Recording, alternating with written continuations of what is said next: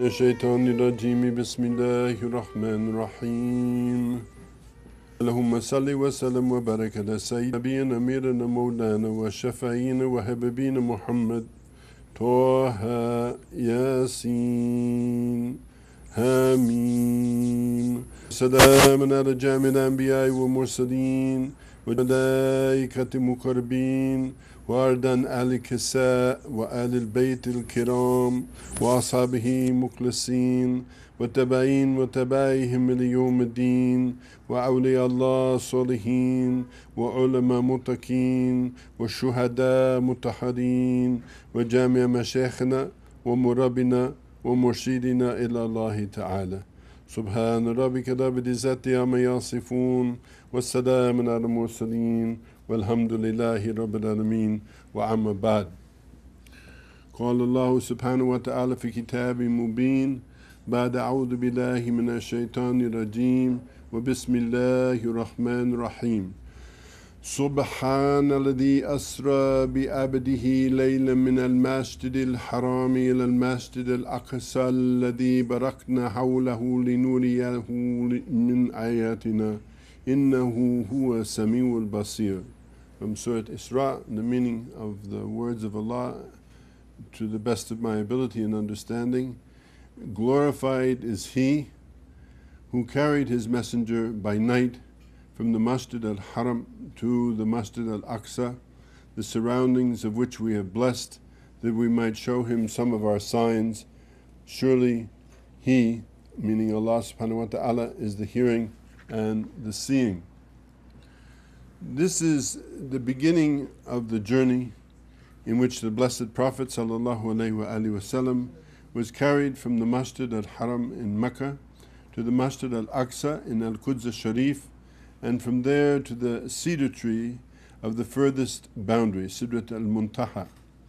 This journey upon the earth and in the heavens occurred in the blessed month of Rajab, which inshallah tonight will be the first night of, which is why we are gathered here today to better understand these events and some of their meanings for us in terms of some of the forms of the ibadat in the month of Rajab, to learn more also about the night, the blessed night of the Isra wa Miraj.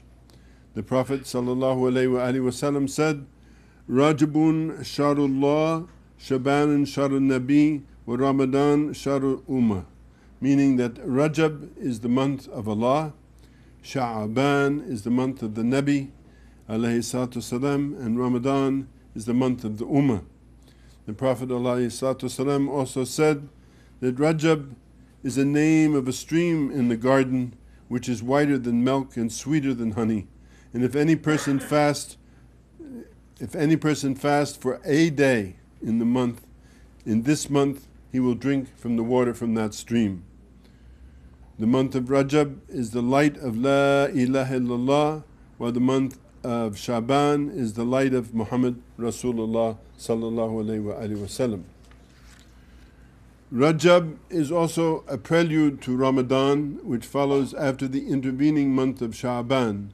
Therefore, when the Prophet ﷺ said, when he sighted the moon of Rajab, he used to make the following dua to Allah: Allahumma barak lana fi Rajaba wa Shabana wa baligna Ramadan. O Allah, make the months of Rajab and Shaban blessed for us, and let us to reach the month of Ramadan. That is to say, prolong our life up to Ramadan, so that we all may be the beneficiaries from its merits and blessings. It is recommended to fast the months of Rajab and Shaban as nafila, or a worship that you do on your own, with the intention of following the sunnah of the Prophet alayhi-s-salaam, who has established the merit of this fast. As extra devotions on certain nights of Rajab and Shaban, there are no grounds for prohibiting them, in spite of what they may have said yesterday across the street, as some try to do in our time. Only those with deficient understanding of faith would object to increasing the remembrance of Allah subhanahu wa ta'ala. On such nights as the Laylatul Isra wa Miraj, or the night of Nisf Sha'ban, or as it's called in the Arabic-speaking countries, or Shab Barat, it is called in the Persian-speaking countries.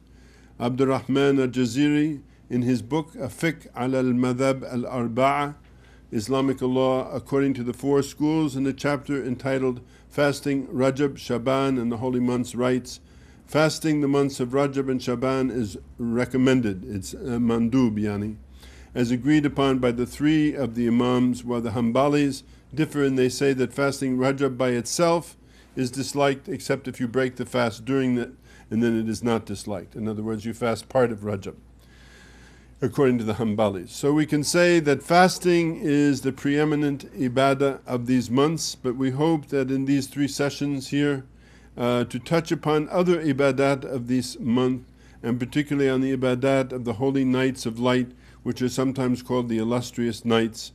If it should be noted here that most of the archaic revivalists, the name that I call the Salafis and Wahhabis and the like, because Salafi, we're all Salafis. We all follow, inshallah, to the best of our ability, our pious ancestors, the Salaf. Wahhab is one of the beautiful names of Allah, and it's come to become a curse in some places or a bad word in other places, so we don't want to use that to refer to people and so forth. So we call them the archaic revivalists, because they believe that somehow you can get back to the past. There's some kind of time machine which they have yet to show us, but they have an idea that you can do that. And they, you will find, are almost universal in their total dismissal of any forms of extra practices connected to the month of Rajab. And of course, the preeminent person in that is Ibn Taymiyyah, and I remind you of Ibn Taymiyyah, that he was thrown off of the mimbar in Cairo, he was thrown off of the mimbar in Damascus for his teachings, which are considered to be outside of Islam, not by anybody but by the ulama. Not just by people in a crowd, but by the ulama.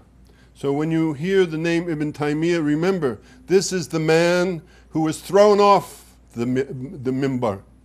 Thrown off the mimbar in the two centers of the Islamic world, which were the peak of where the ulama were, which were in Cairo and Damascus. So much for him. However, there are many traditions among traditional Muslims, and we include ourselves among traditional Muslims. That is Ahl-Sunnah wa Jamaat. We are lovers of Ahlul Bayt. This is who we are. We are deep appreciators of all that those who came before us did. We don't think that somehow we can jump back to some place and practice some kind of something that we have no idea about and that only some people are talking about. But we know that there's a long, long history of this. And indeed, even people say, well, how can you even accept that there are hadith regarding, because the main hadith regarding the Isra Miraj came from a young boy, Ibn Abbas. And they said, how do you take this from a young boy? Why would you take it from a young boy? And I remind you, children are the most sensitive in some way to these stories. And it was the recounting of the Prophet alayhi-s-salaam of his stories, and Ibn Abbas, who was an extraordinary young man in any case, who was invited into to sit with his elders, the same way that Isa alayhi-s-salaam was invited to sit with his elders, because he was extraordinary in his Islam from the very beginning. And so we get most of the story of the Isra Miraj from this young person.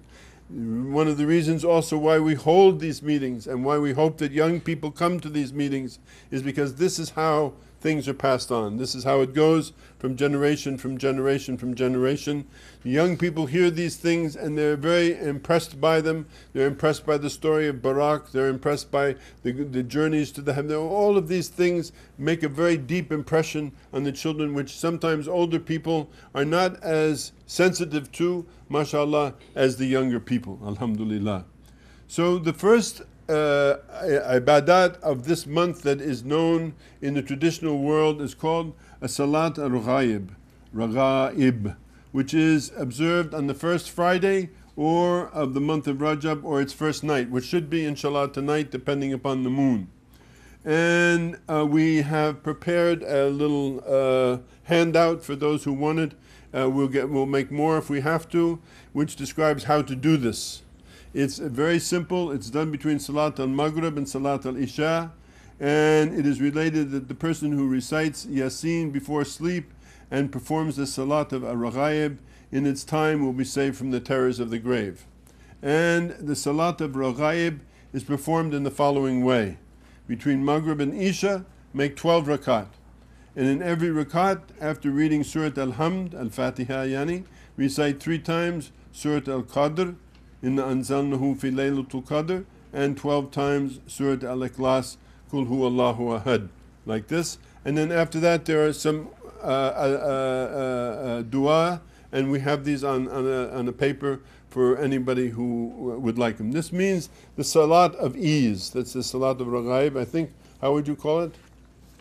Raghaib means... better translation? Salat of wishes or desires. Wishes or desires or ease, like that. This is that particular Salat. And after it you will do these again, making these dua. Again, the people argue with these things, but we say Bismillah ladhi, as Shaykh Abu Hassan said, Bismillah ladhi la yadurru ma ismihi shay'un fil ardi wa la fi samai wa huwa samiul alim. By the name of Allah, nothing is harmed on the heavens and the earth. So this is our understanding of these things, that the people who don't do these things and they go, what do? Generally they go home and they watch television. So they can watch television and we'll do the ibadah and we'll get the ajr, and they'll have the ajr of watching television, whichever ajr that might happen to be. We also find that the Messenger alayhi-s-salaam in the literature on Rajab, that he prayed 12 rakat on the first night. He said, by him in whose hand is my soul, walillahi nafsi biyadi, I assure you that no servant of his, whether the manservant or the maidservant, will ever perform this particular salat without Allah forgiving all the sins of which that individual has ever been guilty, even if they are like the flecks of foam upon the ocean, as numerous as all the grains of sand, as heavy as the mountains, and as many as the drops of rain and the leaves of all the trees.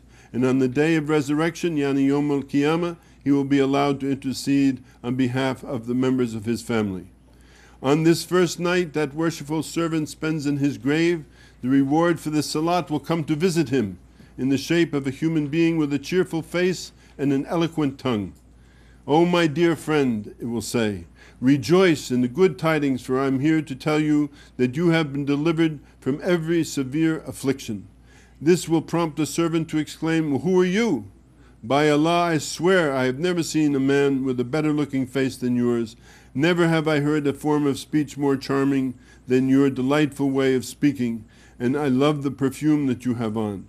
And it will then say to him, "O my dear friend, I am the reward for that salat, the one you performed on whichever night it was, in whichever month it was, in whichever year it was, and I have come here tonight in order to fulfill your request, to entertain you in your solitary state, and to banish your loneliness in the grave.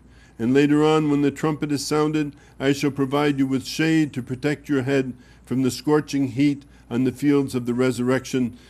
So rejoice in the good tidings, for you will never be deprived of the blessing that comes from your Mawla." Alhamdulillah. Words like this ease the heart. Alhamdulillah. That's why some people call it the Salat of ease. In the text of Al-Ghunya li Talibi Tariq al-Haq by Al-Ghawth al-Azam, Sayyid Abdul Qadir Jilani, we find a list of traditional prayers of supplication that are particularly appropriate on the first night of Rajab. The Shaykh, Qaddasallahu Siruhu, writes, when the worshipper has duly performed his salat on the first night of Rajab, he is recommended to offer the following dua. And we have included some of these dua in the handout that we have. And Hazrat Bab al-Ilm, yani Ali bin Abu Talib alayhi-s-salaam, would devote himself to worship during 4 nights of the year. The first night of Rajab, the night of Laylatul Fitr, the night of Laylatul Adha, and the night of Nisf Shaban. And this is the dua he used to offer on these nights.